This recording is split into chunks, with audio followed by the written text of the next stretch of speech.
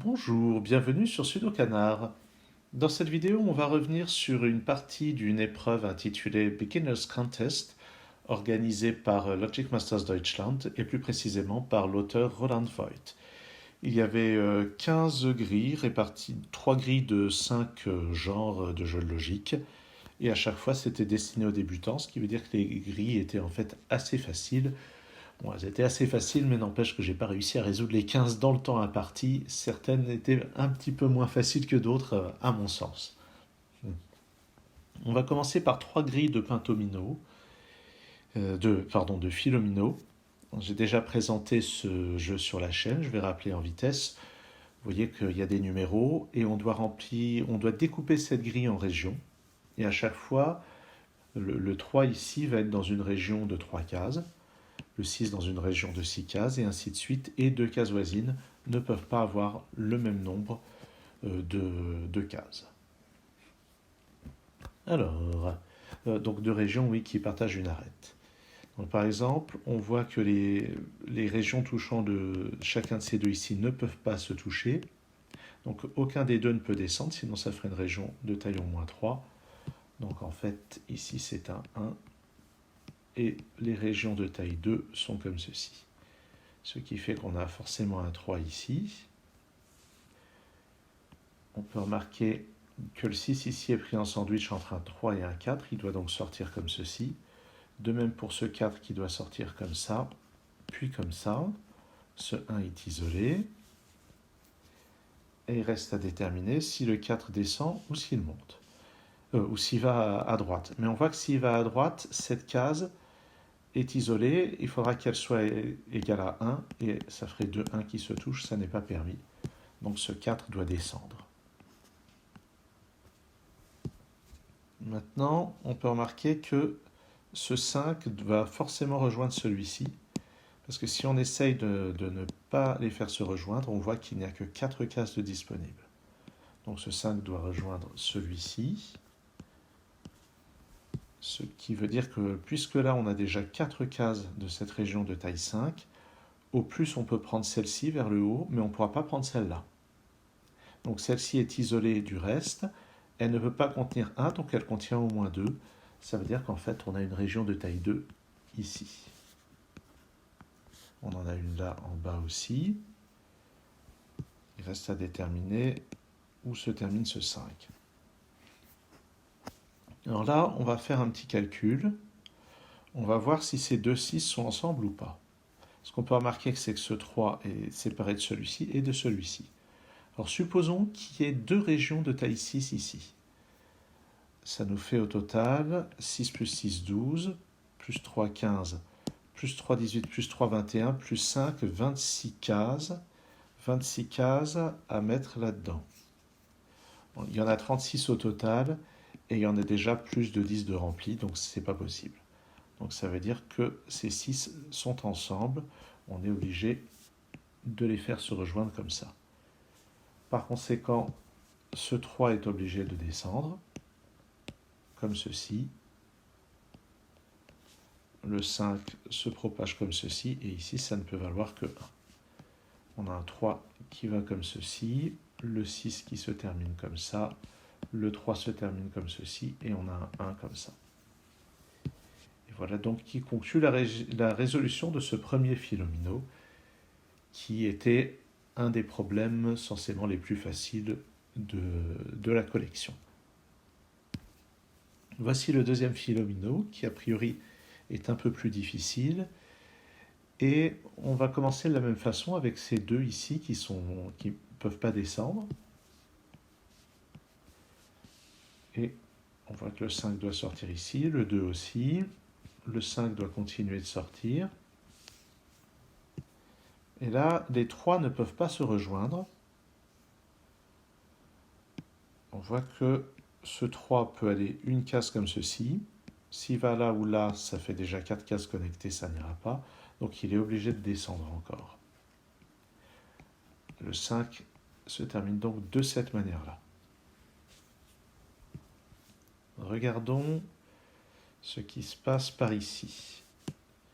Si le 2 sort comme ceci, je Je vais faire le dessin pour qu'on se rende compte. Eh bien, on a le problème que cette région ici, ça ne peut pas être 1 et 1, ça ferait 2, 1 qui se touchent. Ça ne peut pas être 2 et 2, ça ferait trop de régions 2 qui se touchent. Donc, ce 2 se conclut en allant vers le bas. Et le 3 se conclut de cette manière-là. 4 est obligé de sortir comme ici.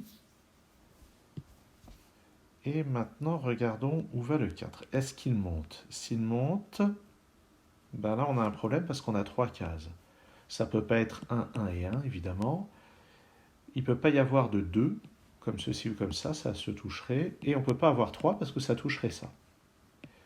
Donc ça n'est ni 1, ni 2, ni 3. Et ça ne peut pas être 4 non plus parce que ça toucherait ça. Ça ne peut pas être 5 non plus parce que ça toucherait ça. Donc c'est au moins 6. Ce qui veut dire que le 4 est obligé de continuer comme ça. Le 2 comme ceci, le 1 comme ça. Donc on a dit c'est au moins 6, comme ceci. Donc ce 3 est obligé de conclure de cette manière-là. On a ici un 1, le 3 va comme ceci. Et comment est-ce qu'on termine? Si je fais descendre le 3 jusqu'ici, il me restera 2 cases. Soit un 2 qui touche le 2, soit 2, 1 qui se touche, c'est pas possible. Donc le 3 s'achève comme ceci. On a une case de 1. Ça, c'est réellement une région de taille 6.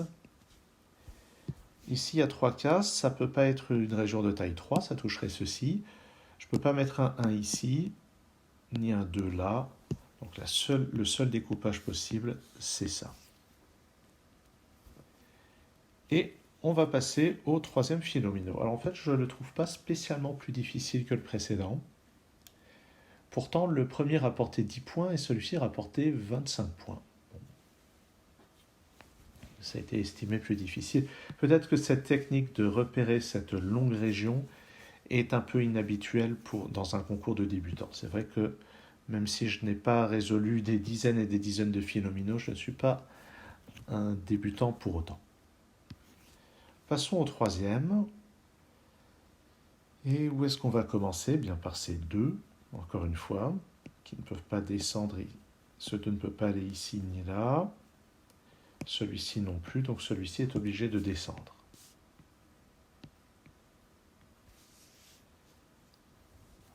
Je vais isoler ce 1. Le 4 est obligé de sortir. J'isole ce 1.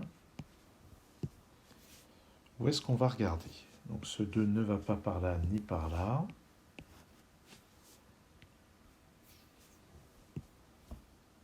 Où est-ce qu'on va regarder? Peut-être au niveau de ce 4. Alors, qu'est-ce qui va se passer? Je l'ai résolu pendant l'épreuve, mais je ne l'ai pas préparé juste avant l'émission. Ah oui, celui-ci. Ce 4 ne peut pas rejoindre celui-ci, il faudrait 5 cases. Il peut éventuellement prendre cette case-là, mais il n'ira pas plus loin. Il est obligé au minimum de prendre celle-là. Ce qui permet de conclure avec ce 2. Cette case n'est pas avec le 1, elle n'est pas isolée, elle est donc avec ce 3. Et on en déduit que ce 3 ne peut pas rejoindre celui-ci, ça en ferait 4, donc il est obligé de monter, comme ceci. Et ce 3 en est disjoint. Maintenant, le 4 qui est là ne peut pas rejoindre celui-ci, la seule manière de le compléter, c'est comme ceci. Et là, je mets des murs, puisque ce 4 ne peut pas toucher celui-là. Il va donc devoir descendre, ce qui permet de fermer ce 2 de cette manière. Ici, ça ne peut pas être une région de taille 2. Ce 4 ne vient pas jusqu'ici. Mais il va falloir quand même mettre un 4 ici et un 1 là, sinon il n'y aura aucun moyen de remplir ces deux cases-là. Et cette région numéro 4 se termine de cette manière. Où regardons-nous maintenant?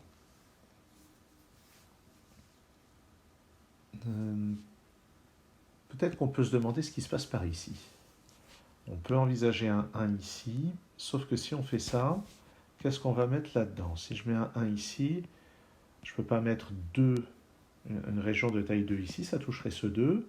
Par contre, je peux encore faire le 3 comme ça. Et en fait, c'est la seule possibilité. Donc, si ici j'essaye... Ah non, je pourrais mettre 2, 1, 2. Sauf que non, parce que ce 3, je vais le montrer. Si j'essaye de faire 2 comme ceci, je suis...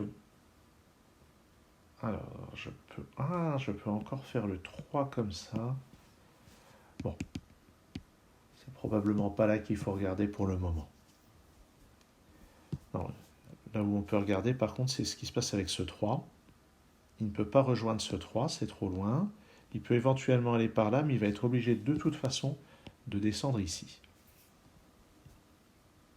Et là maintenant, on a une région ici avec 6 cases, avec un 2 et un 4. Donc la seule possibilité, c'est de faire 2 comme ceci, 4 comme ça. Le 3 se conclut ainsi. Là, on a un 1 et la région de taille 3. Ce 3 ici ne peut pas descendre. Il va donc aller par ici ou par là. Donc il va rejoindre ce 3. Donc ces deux 3 sont ensemble. Il reste à voir de quel côté. On doit se demander ce qu'il y a ici. Ça peut être un 1, ça ne peut pas être un 2. Si c'est un 1, ça veut dire qu'ici on aura 2. On pourrait envisager un 4 quand même. Si on envisage un 4, ici, regardons. Si on en met un 4 ici, ça veut dire qu'on fait 3 comme ça, un 1 ici. Et comment est-ce qu'on va conclure? Il reste 8 cases avec un 2 et un 3. Il en reste 3 autres. Ah là, ça va vraiment poser un problème. Parce que si on fait ça, la seule manière de compléter ce 3, c'est de faire ceci. Et il n'y a plus de remplissage acceptable pour ça. Soit c'est un 2 qui touche ce 2, soit c'est 2 1 qui se touchent.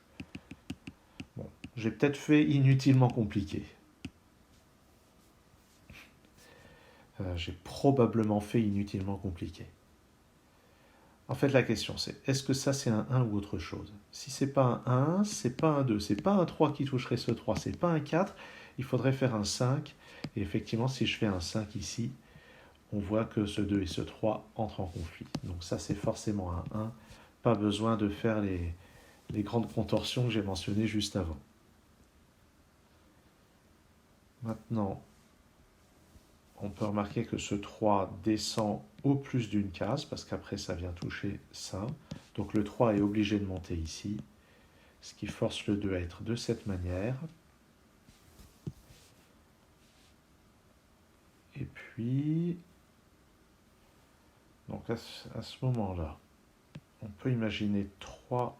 Si je fais, ah oui, c'est si je fais 3 ici et 1 là, qu'est-ce que je mets là-dedans? Je peux encore mettre 1, 2, 3, 2, 1. Ben, ça doit être la solution. Le problème c'est si je fais descendre le 3 ici en fait. Si je fais descendre le 3 ici, j'ai rien qui va là. Voilà. C'est ça le raisonnement plus direct. Donc, seule possibilité maintenant, mettre un 1 ici, un 2 là, 3 comme ceci, 2 ici et 1 là. Et voilà qui conclut donc ce philomino. Je vais comparer avec mes solutions, puisque j'ai eu bon à cela. Ouais. Ben, je suis d'accord avec moi-même. Et tenez-vous bien, j'ai noté que j'avais mis 14 minutes pour résoudre les 3. Cette vidéo fait 14 minutes. Quelle cohérence. Merci d'avoir suivi cette vidéo. À très bientôt sur Sudokanar.